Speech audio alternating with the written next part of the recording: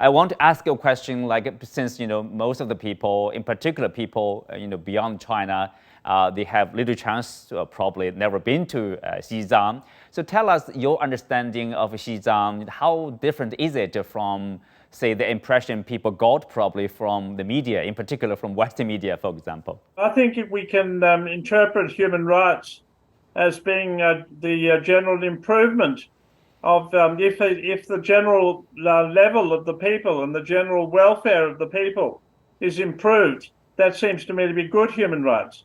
And I think that's what's happened in Tibet. I mean, there's multiple data to suggest that. I mean, that one thing that's been mentioned is the high-speed railways, and I think the high-speed railway system in China is absolutely marvelous. I think it's the best in the world. But you can look at other data as well.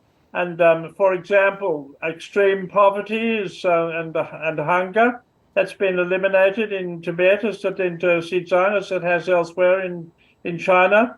And then another thing that we can talk about, which I think is really important, and that is levels of education.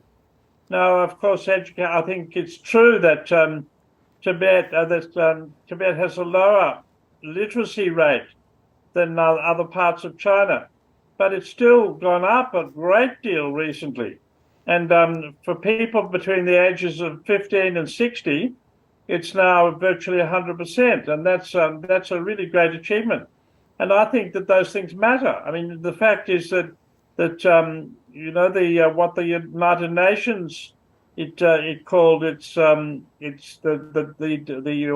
demands that it was making to improve the human livelihood, and they include also not only what I've already mentioned, like poverty and education.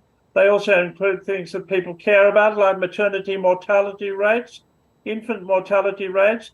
Those have dropped enormously in the last few years, and that's a good thing. That makes people much happier. It makes them more confident about life. And I just think it's simply not true that China is practicing these frightful human rights abuses that people talk about so much in the West. And I think it's based on a false understanding